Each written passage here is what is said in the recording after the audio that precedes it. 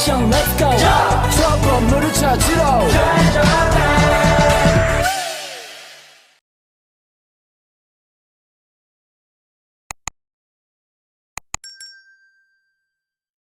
Assalamualaikum warahmatullahi wabarakatuh.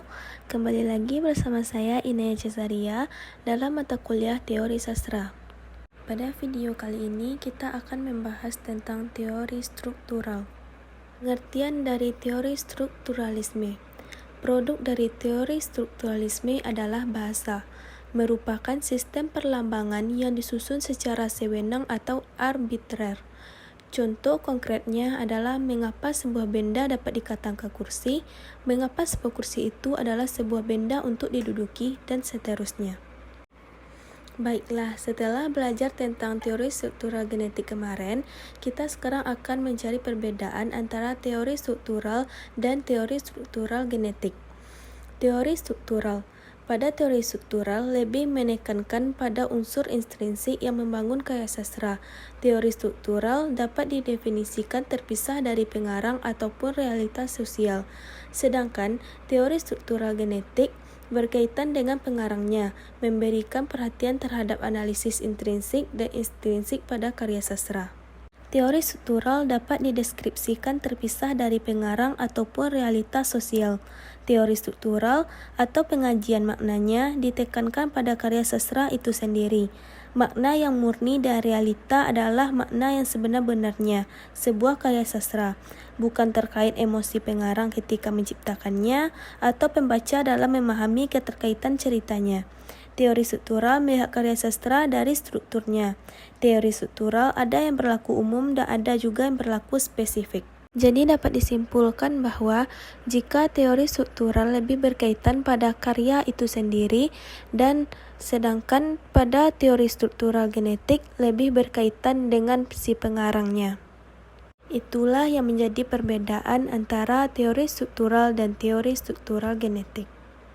Cara menemukan teori struktural adalah dengan cara mengetahui objeknya, lalu membacanya, kemudian diulas kembali mungkin dari segi amanat, tema, gaya bahasa, dan terakhir memberi bukti dan argumentasi. Pada suatu hari nanti, jasadku tak akan ada lagi. Tapi, dalam bait-bait sajak ini, kau tak akan kurelakan sendiri.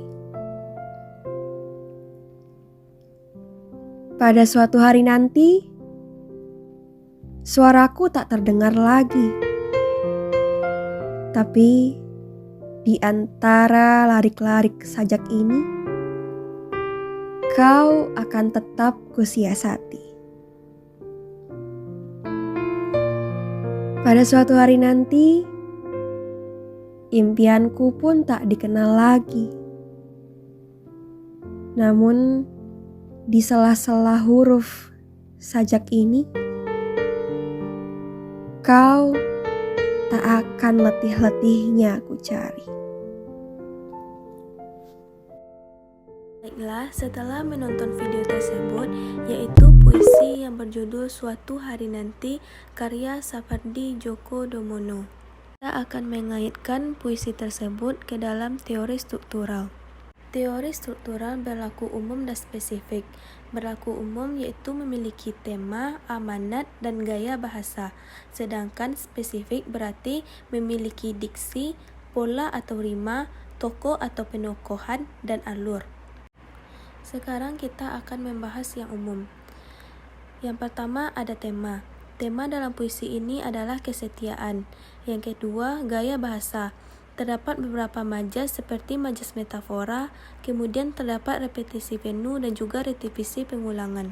Contoh repetisi pengulangan yaitu pada kata pada suatu hari nanti, lagi, dan ini. Yang terakhir ada amanat. Pesan yang menyatakan kepada orang-orang yang dicintainya bahwa jika suatu hari nanti ia sudah tidak ada, karya-karyanya akan tetap selalu ada untuk menemani hari-hari orang-orang yang dicintainya itu. Kemudian, sekarang kita akan membahas spesifik. Yang pertama, diksi.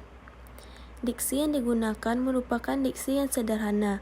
Diksi yang digunakan penyair dalam puisi ini merupakan diksi yang tidak menggunakan kata-kata atau bahasa asing. Yang kedua ada rima. Rima yang digunakan pada puisi ini pada bait pertama berpola a, pada bait kedua berpola a, pada bait ketiga berpola a. Kemudian yang ketiga ada tokoh. Tokoh dalam puisi ini adalah aku dan kau. Yang terakhir ada alur. Alur yang digunakan dalam puisi ini merupakan alur maju. Baiklah, itulah contoh teori struktural dari puisi Suatu Hari Nanti karya Sapardi Djoko Damono.